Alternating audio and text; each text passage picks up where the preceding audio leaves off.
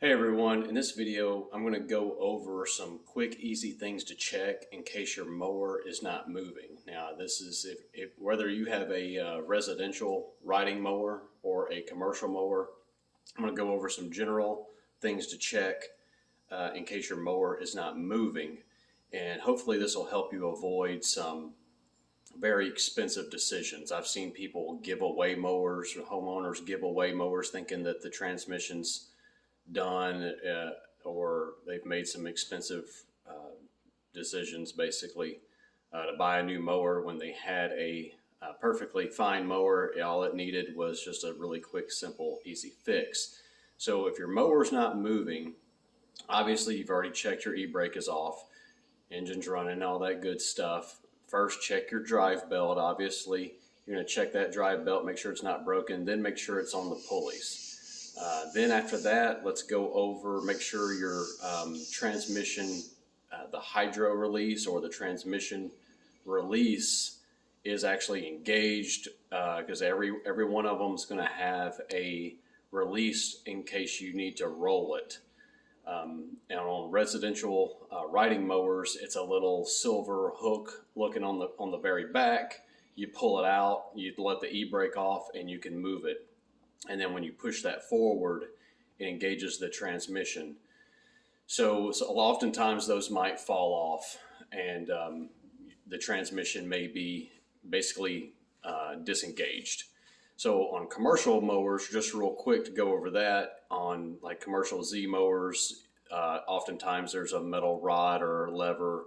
And on the stand-up mowers, and on some of the riding zero-turn mowers, on the hydros, it'll look like a bolt going into it. It's usually about a 5/8, and you tighten it all the way down, and that engages it, and you loosen it, and that disengages it and lets it freewheel in case you need to roll it without the engine running and the e-brake off.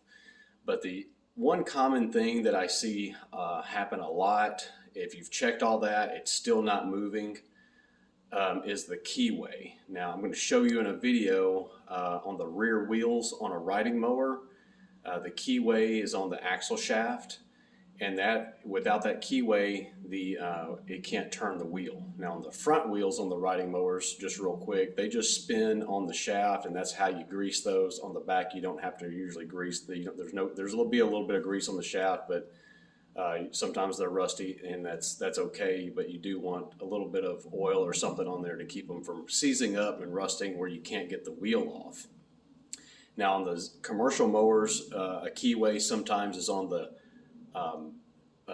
top of the hydro, so where the hydro is getting the power from the belt from the engine. Sometimes those pulleys there might be a keyway on top of that pulley that goes onto that shaft. It might have stripped basically and just spinning on the pulley's just spinning on that shaft. So that's one thing, and that's not a very simple fix on those, but on these riding mowers that I'm going to show you, it's a really common thing, and this often happens when people have a flat tire, let's say, and they take the wheel off and they're not aware that there's a keyway on that axle shaft, and they put the wheel back on and it's missing, and then they think that something's wrong with the transmission because it won't move. So let me show you that right now. Okay, so once you get the unit safely jacked up, you can usually have these little rubber caps, and I'll take a hook tool like this. This one is so new that it's very easy to bend. I can probably just do it with my fingers. I'm going to show you here, and I'm doing this one-handed. Sorry for the bad quality here. So now we're focused in. Take that off, and you'll have a little clip pin. Just take a flat blade screwdriver, find that little slot, the little slot, and just stick it in there and twist the screwdriver. Pop that off. Be careful where it flies. Take the washer off. Now the wheel will just slip right off. But there's a keyway in there, and this is what allows the axle shaft to turn the wheel. And if you slip it off, it might fall on the ground just like it did right there, and people may not notice that if they take the wheel off. So I'm going to clean that off, get the sand off of it. So it fits into that little slot right there. So you just want to make sure that that's on the axle shaft when you put the wheel back on, or sometimes you can just put the wheel back on and line the wheel up with that slot and slip the keyway in there. So if you don't have that keyway, that axle shaft is just going to turn in the wheel. And I've seen people just basically give away mowers because they took the wheel off, forgot the keyway, didn't realize it. They think something major is wrong with the transmission, and they end up giving away a mower that just needed a little keyway in it. So to put it back on, you just reverse the order, take some channel locks, snap that back into place, and that's it.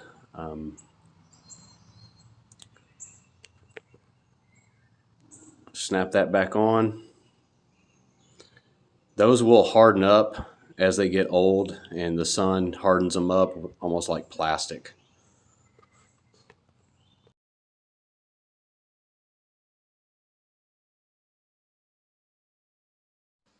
Okay, so finally on the residential mowers, even though those transmissions normally are not serviceable, meaning the permanently sealed, the next thing to check would be the oil level.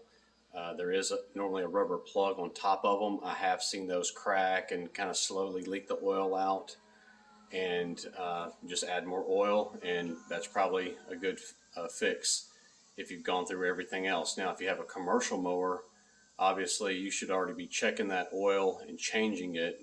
Don't avoid that maintenance. I see a lot of them get water in it and pretty much end up ruining their hydros because they never changed the oil.